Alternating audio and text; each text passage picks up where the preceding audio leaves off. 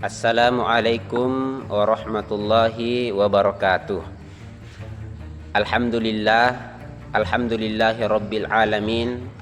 Wassalatu wassalamu ala ashrafil anbiya'i wal mursalin Sayyidina Muhammadin wa ala alihi wa ashabihi ajma'in, amma ba'd. Segala puji hanya milik Allah subhanahu wa ta'ala, Tuhan semesta alam. Hanya kepadanya lah kita memohon, hanya kepadanya lah kita meminta. Mudah-mudahan kesempatan yang Allah berikan kepada kita ini senantiasa menjadi berkah untuk kita semua. Salam dan salawat buat junjungan Nabi besar kita Muhammad sallallahu alaihi wasallam, Nabi yang telah diutus oleh Allah subhanahu wa ta'ala di atas permukaan bumi ini sebagai rahmatan lil alamin. Mudah-mudahan kita senantiasa selaku umat beliau mampu untuk mengikuti jejak dan langkah-langkah beliau dalam menjalani kehidupan ini. Ya, alhamdulillah. Baiklah, pada kesempatan ini kami akan menyampaikan sebuah materi, yakni satu judul makalah yang merancang RPP dengan model pembelajaran yang inovatif. Jadi mata kuliah ini yakni mata kuliah pengembangan penilaian pembelajaran PAI, pendidikan agama Islam, yang diampu dosen kami Dr. Bustanul Iman MA. Kami selaku mahasiswa akan mempresentasikan tugas makalah kami ini dalam bentuk video pembelajaran, yakni kami sadikin dengan NIM 22131003. Dan ini program studi pendidikan agama Islam, program pasca sarjana Universitas Muhammadiyah Parepare. Ya, baiklah, kita masuk pada latar belakang pembahasan kita pada kesempatan ini. Perlu kita ketahui bahwasanya pemberlakuan peraturan dan perundang-undangan yang berkaitan dengan pelaksanaan otonomi pendidikan itu menuntut adanya upaya pembagian kewenangan dalam berbagai bidang pemerintahan. Jadi hal tersebut membawa implikasi terhadap sistem dan penyelenggaraan pendidikan, termasuk pengembangan dan pelaksanaan kurikulum itu sendiri. Jadi tiga hal yang penting atau yang perlu untuk mendapat perhatian, yang perlu kita perhatikan bersama, yaitu yang pertama, bahwa diverifikasi kurikulum yang merupakan proses penyesuaian. Itu yang pertama, penyesuaian, perluasan, pendalaman materi, pembelajaran agar dapat melayani keberagaman kebutuhan dan tingkat kemampuan peserta didik kita. Jadi itu yang perlu kita menjadi perhatian kita. Yang kedua adalah penetapan standar kompetensi. Jadi dimaksudkan untuk menetapkan ukuran minimal atau secukupnya mencakup kemampuan, pengetahuan, keterampilan peserta didik pada setiap tingkatan secara maju dan berkelanjutan sebagai upaya kendali dan jaminan mutu dalam pembuatan kurikulum pendidikan, dalam yang kaitannya dengan inovasi-inovasi yang akan kita lakukan terkait dengan kurikulum yang akan kita buat. Itu yang kedua.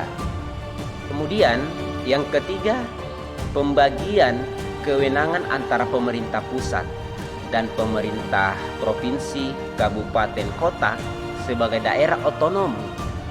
Jadi merupakan pijakan utama yang lebih memberdayakan daerah dan penyelenggaraan pendidikan sesuai dengan potensi daerah yang bersangkutan, yang masing-masing daerah.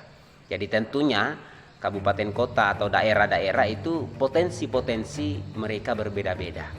Oleh karena itu, untuk merespon tiga hal tersebut di atas, maka Badan Standar Nasional Pendidikan yang biasa kita sebut dengan BSNP itu telah melakukan penyusunan standar isi yang kemudian dituangkan ke dalam peraturan Menteri Pendidikan Nasional Permendiknas nomor 22 tahun 2006 yang mencakup komponennya. Yang pertama adalah standar kompetensi yang merupakan ukuran kemampuan minimal yang mencakup pengetahuan, kemudian keterampilan dan sikap yang harus dicapai, diketahui dan mahir dilakukan oleh peserta didik pada setiap tingkatan dari suatu materi yang akan kita ajarkan. Yang kedua adalah kompetensi dasar. Yang pertama tadi adalah standar kompetensi, yang kedua saat ini adalah kompetensi dasar KD. Ya, ini merupakan penjabaran dari standar kompetensi peserta didik yang cakupan materinya itu lebih sempit dibanding dengan standar kompetensi peserta didik itu sendiri. Jadi itu dua yang perlu kita perhatikan. Ya, selanjutnya bagian B kita masuk pada rumusan masalah. Jadi adapun rumusan masalah dalam makalah ini yang akan kita bahas pada kesempatan ini, yang pertama adalah apa pengertian dari rencana pelaksanaan pembelajaran itu. Yang kedua, yakni apa tujuan dari rencana pelaksanaan pembelajaran. Yang ketiga, apa saja fungsi rencana pelaksanaan pembelajaran. Yang keempat, yakni apa saja unsur yang perlu diperhatikan dalam penyusunan RPP.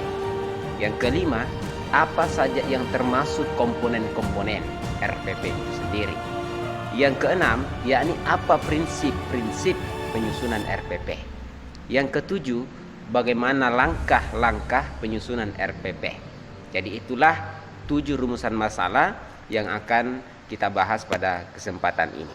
Jadi kita masuk pada pembahasan yang pertama, yakni pengertian dari rencana pelaksanaan pembelajaran.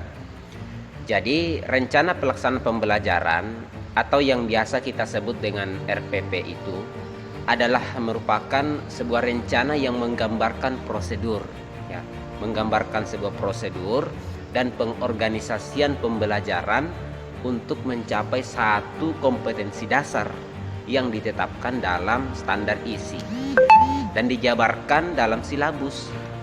Nah, jadi lingkup rencana pembelajaran paling luas itu mencakup satu kompetensi dasar, ya, yang terdiri atas satu indikator, yang terdiri dari satu indikator atau beberapa indikator untuk satu kali pertemuan atau lebih. Kemudian itu RPP atau rencana pembelajaran ini merupakan persiapan yang harus dilakukan oleh seorang guru sebelum mengajar. Karena persiapan di sini dapat diartikan persiapan tertulis, ya, persiapan tertulis maupun persiapan mental yang harus disiapkan oleh seorang guru. Jadi situasi emosional yang ingin kita bangun, lingkungan belajar yang produktif, ya, termasuk juga meyakinkan pembelajar untuk mau terlibat secara penuh. Jadi rencana pelaksanaan pembelajaran dengan silabus mempunyai perbedaan, Pak. Ya, mempunyai perbedaan. Jadi ada perbedaan antara silabus dengan RPP itu. Meskipun dalam hal tertentu mempunyai persamaan, ya. Jadi silabus ini memuat hal-hal yang perlu dilakukan oleh siswa, ya, yang dilakukan oleh siswa untuk menuntaskan suatu kompetensi secara utuh. Jadi artinya di dalam satu silabus ada kalanya beberapa kompetensi yang sejalan akan disatukan sehingga perkiraan waktunya belum tahu pasti beberapa pertemuan yang akan dilakukan, ya. Jadi sementara itu rencana pelaksanaan pembelajaran adalah penggalan-penggalan kegiatan yang perlu untuk dilakukan oleh seorang guru untuk setiap pertemuan. Jadi di dalamnya harus terlihat tindakan apa yang perlu dilakukan oleh seorang guru untuk mencapai ketuntasan kompetensi serta tindakan selanjutnya setelah pertemuan selesai. Jadi itu yang pertama. Yang selanjutnya Rumusan masalah yang kedua adalah tujuan rencana pelaksanaan pembelajaran. Jadi tujuan rencana pelaksanaan pembelajaran adalah yang pertama, ya, kita singkat-singkat saja. Yang pertama yakni mempermudah, memperlancar, dan meningkatkan hasil belajar mengajar. Itu yang pertama. Jadi yang kedua, dengan menyusun rencana pembelajaran secara profesional, sistematis dan berdaya guna, maka guru akan mampu melihat, mengamati, menganalisis, dan memprediksi program pembelajaran sebagai kerangka kerja yang logis dan terencana. Jadi itu tadi ada dua. Yang ketiga, fungsi rencana pelaksanaan pembelajaran. Jadi kita masuk pada poin yang ketiga rumusan masalah, yakni fungsi rencana pelaksanaan pembelajaran. Yaitu fungsi rencana pembelajaran adalah sebagai acuan, ya. Jadi sebagai acuan bagi guru untuk melaksanakan kegiatan belajar mengajar atau kegiatan pembelajaran dalam kelas agar apa? Agar lebih terarah, ya. Agar lebih terarah dan berjalan secara efektif dan efisien. Jadi dengan kata lain, rencana pelaksanaan pembelajaran itu berperan sebagai skenario proses, ya. Berperan sebagai skenario proses pembelajaran itu sendiri. Oleh karena itu, rencana pelaksanaan pembelajaran ini hendaknya bersifat luas atau fleksibel, ya, tidak berbelit-belit, tidak rumit gitu.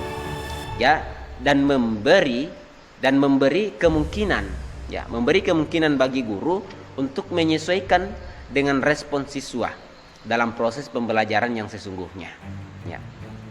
Poin yang keempat, rumusan masalah yang kita bahas, yakni unsur yang perlu diperhatikan dalam penyusunan RPP ini. Yang pertama yang perlu kita perhatikan dalam penyusunan RPP itu unsur-unsurnya adalah yakni identitas mata pelajaran. Identitas mata pelajaran. Jadi nama mata pelajaran, kelas, semester, dan waktu atau banyaknya jam pertemuan yang dialokasikan untuk ke situ. Nah, itu yang pertama. Yang kedua adalah kompetensi dasar dan indikator-indikator yang hendak kita ingin capai. Jadi tentunya dalam menyusun unsur-unsur itu tentu ada kompetensi dasar dan indikator-indikator yang hendak kita akan capai di RPP itu. Ya, oke, jadi kita masuk pada poin yang kelima, rumusan masalah yang kelima, yakni komponen-komponen RPP. Jadi RPP pada dasarnya merupakan kurikulum mikro yang menggambarkan tujuan, kompetensi, ada materi isi, materi atau isi pembelajaran, kegiatan belajar, dan alat evaluasi yang digunakan. Efektivitas RPP ini tersebut sangat dipengaruhi beberapa prinsip perencanaan pembelajaran. Yang pertama adalah perencanaan pembelajaran harus berdasarkan kondisi siswa kita.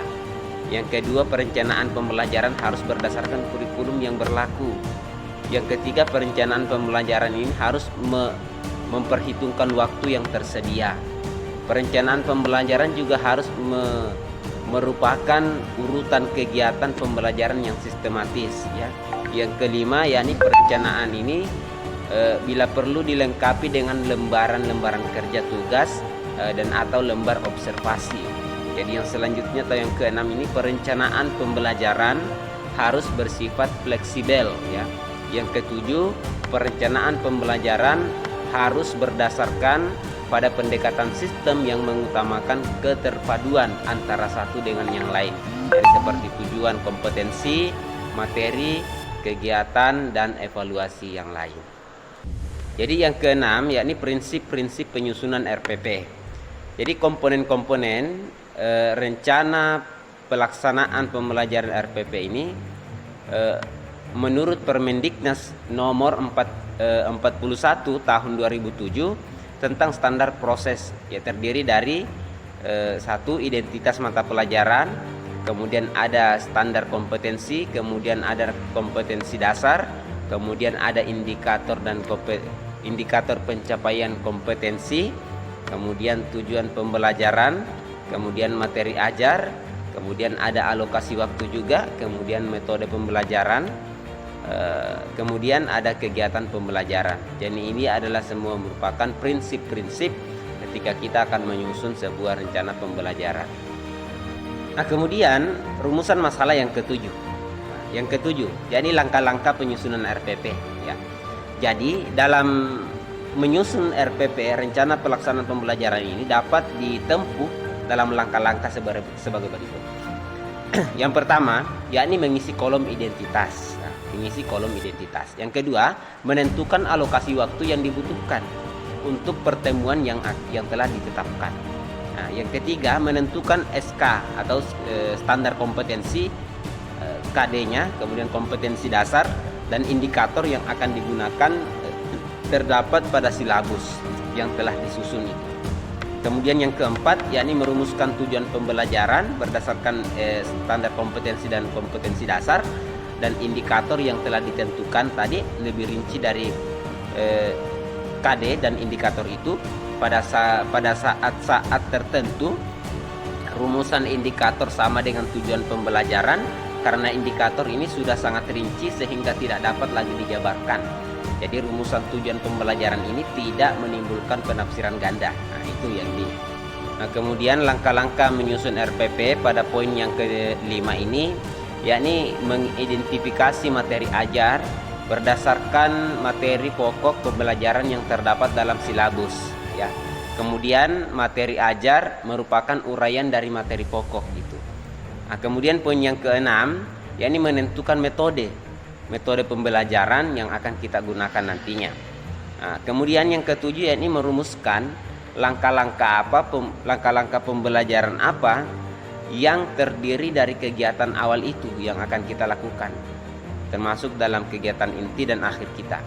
Kemudian langkah-langkah pembelajaran berupa rincian skenario pembelajaran yang mencerminkan penerapan strategi pembelajaran, termasuk alokasi waktu setiap tahap dalam merumuskan langkah-langkah pembelajaran juga harus mencerminkan proses eksplorasi, elaborasi, dan konfirmasi. Ya, jadi kita sudah akan mengakhiri materi atau paparan kita pada kesempatan ini. Kita sudah masuk pada kesimpulan. Ya, ini kesimpulannya itu dapat kita lihat dalam layar ini, teman-teman sekalian. Kita dapat melihat di layar sudah ditampilkan kesimpulan dari penjelasan yang telah dijelaskan atau dipaparkan tadi. Jadi mungkin inilah yang dapat kami sampaikan tentang materi merancang RPP dengan model pembelajaran yang inovatif. Jadi mudah-mudahan pertemuan kita pada kesempatan ini itu mendapat berkah dari Allah Subhanahu wa taala. Mudah-mudahan apa yang kita dengarkan bersama ini, apa yang kita lihat, saksikan bersama pada kesempatan ini itu dapat dimudahkan oleh Allah Subhanahu wa taala untuk kita pahami bersama dan kita amalkan dalam keseharian kita. Mudah-mudahan Allah memudahkan urusan kita dalam membina atau menggeluti dunia pendidikan ini. Mudah-mudahan Allah senantiasa memberikan kita keistiqomahan dalam melakukan sebuah pembelajaran, mengembangkan sebuah pendidikan. Tentunya dalam kebaikan-kebaikan seperti ini menggeluti dunia pendidikan itu harus meminta petunjuk dari Sang Maha Kuasa.